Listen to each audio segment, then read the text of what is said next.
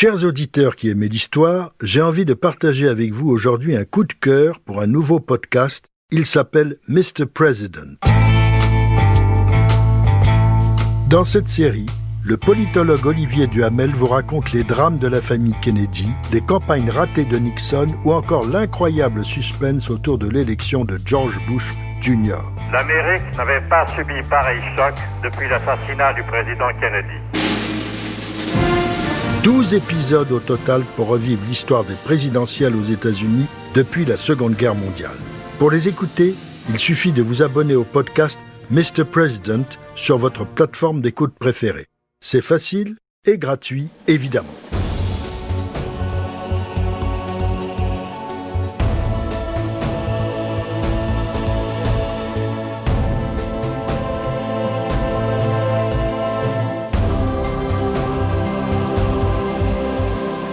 Bonjour, c'est Jean Descartes. Bienvenue au cœur de l'histoire. Dans ce deuxième épisode, toujours en 2 volets de notre série événements sur l'histoire des États-Unis, à l'occasion des élections présidentielles américaines qui se tiendront le 3 novembre 2020, je vous raconte l'histoire du plus célèbre des symboles de l'amitié franco-américaine, la statue de la liberté éclairant le monde, érigée sur une petite île devant le port de New York il y a 134 ans. Seconde partie, les autres vies de Miss Liberty. L'entrée en guerre des États-Unis en 1917 au cri de « Lafayette, nous voici » avait, comme on le sait, aidé la victoire alliée de 1918. Mais on ignore souvent qu'un mois avant l'armistice du 11 novembre, le 12 octobre 1918, une extraordinaire reconstitution de la statue eut lieu sur le terrain de manœuvre d'un camp d'instruction américain. Dans la vallée appelée la rivière des Moines, dans l'État de l'Iowa, au cœur des États-Unis, 18 000 officiers et soldats, tous en uniforme, s'alignèrent pour former l'image de la Statue de la Liberté. Des milliers de mètres de ruban blanc délimitaient les contours exacts de l'œuvre de Bartholdi. Les lignes des doigts, de la coiffure, de la torche et les plis de la tunique furent mis en valeur par des files de combattants tous vêtus de blanc, les uns en chapeau, les autres nu-tête. Cet incroyable rassemblement était conçu pour être vu d'une tour sur laquelle étaient fixés des appareils photographiques et des caméras de cinéma. Pour satisfaire aux exigences de la perspective et obtenir les proportions normales entre les diverses parties de la colossale statue humaine, on fut obligé d'augmenter progressivement, de la base au sommet, les longueurs et les superficies à la manière d'une anamorphose. Sur les 376 mètres de la hauteur totale, le corps, de la base à l'épaule, ne mesurait ainsi que 45 mètres, tandis que la flamme de la torche s'allongeait sur 182 mètres et le pouce droit mesurait 10,60 mètres à lui seul. 13 800 hommes au total s'entassaient dans le flambeau emblématique, un hommage aussi spectaculaire qu'étrange à la statue de Bartholdi. Ce n'était pas fini.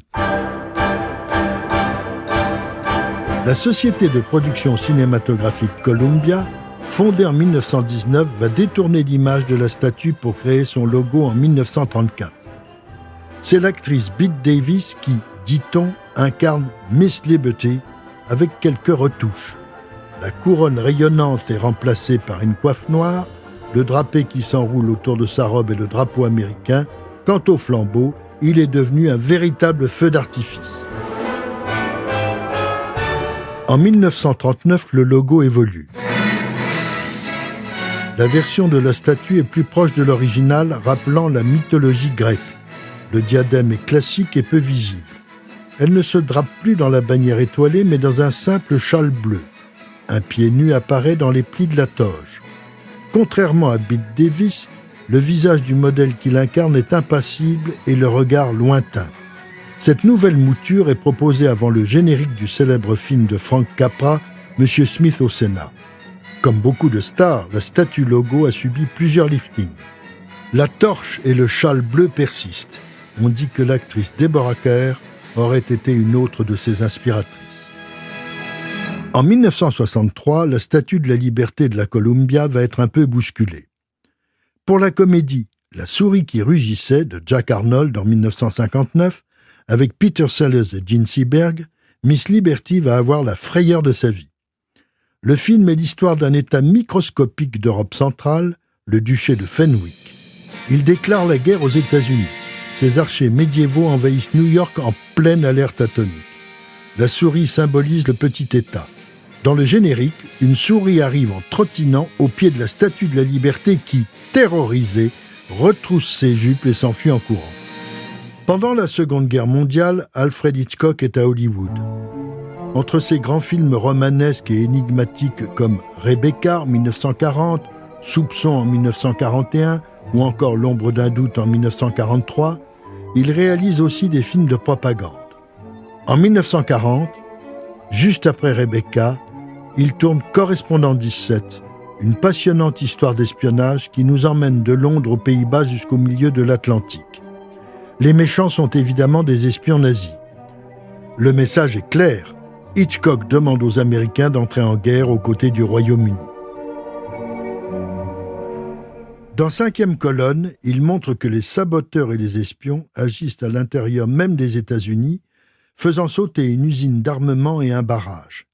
Ils sont indécelables dans leurs activités dévastatrices grâce à des réseaux au-dessus de tout soupçon. Le héros qui, dès le premier attentat, a repéré le chef du réseau d'espions, le poursuit jusqu'à New York où il s'apprête à faire sauter un navire.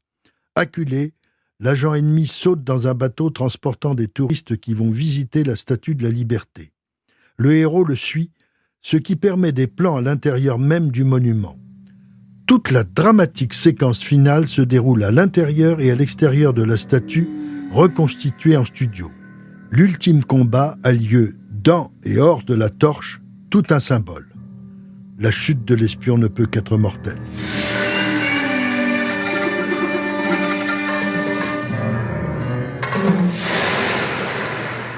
Et puis, on ne saurait oublier la séquence finale du film La planète des singes, en 1967, avec Charlton Heston.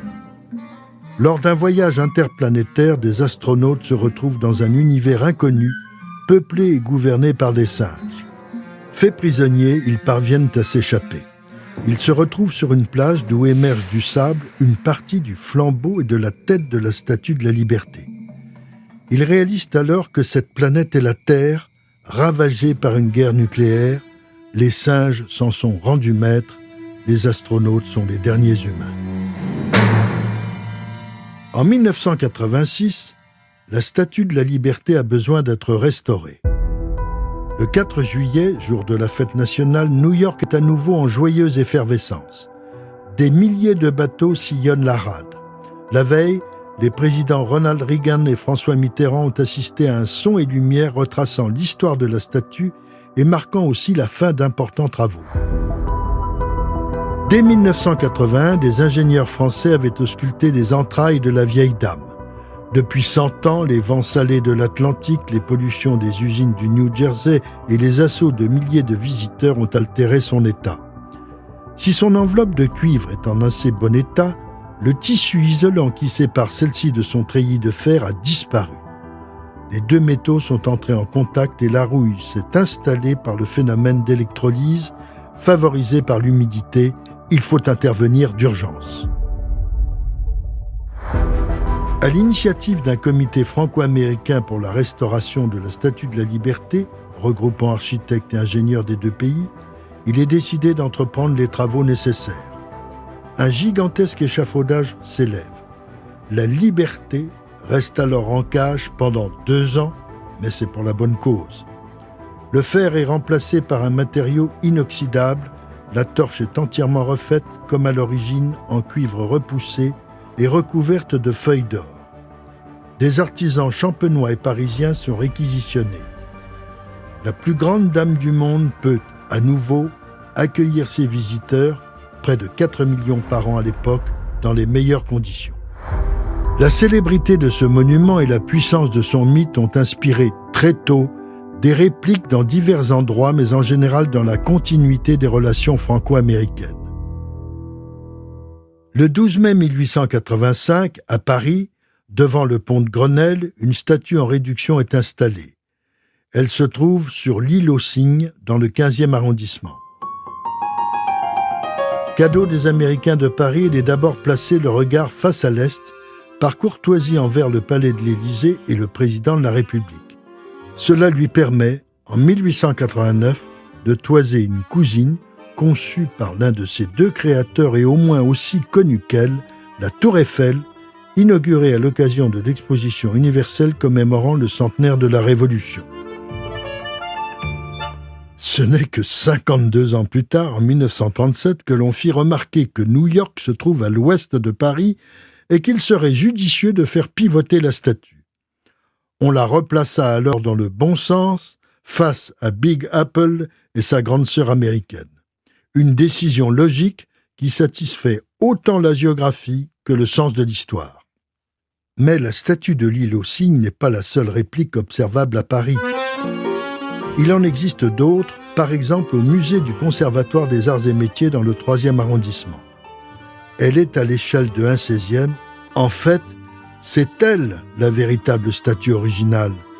C'est en effet la maquette qu'Auguste Bartholdi utilisa comme modèle pour concevoir l'immense version new-yorkaise. Une autre a été déposée dans la nef centrale du musée d'Orsay en 2012 pour des raisons de conservation. Initialement, elle se trouvait dans le jardin du Luxembourg. La plus petite se trouve dans le 6e arrondissement, sur la place Michel-Debré, près de la rue du Cherche-Midi. À première vue, elle est difficile à trouver.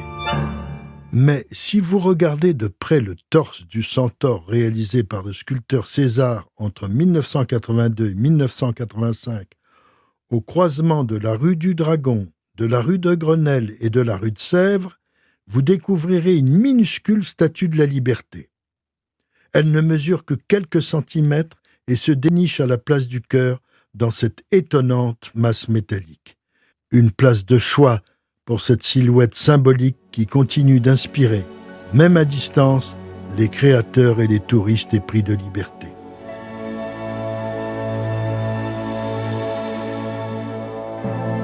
Si cette plongée dans l'histoire de la France et des États-Unis vous a plu, n'hésitez pas à en parler autour de vous et à me laisser vos commentaires sur le groupe Facebook de l'émission.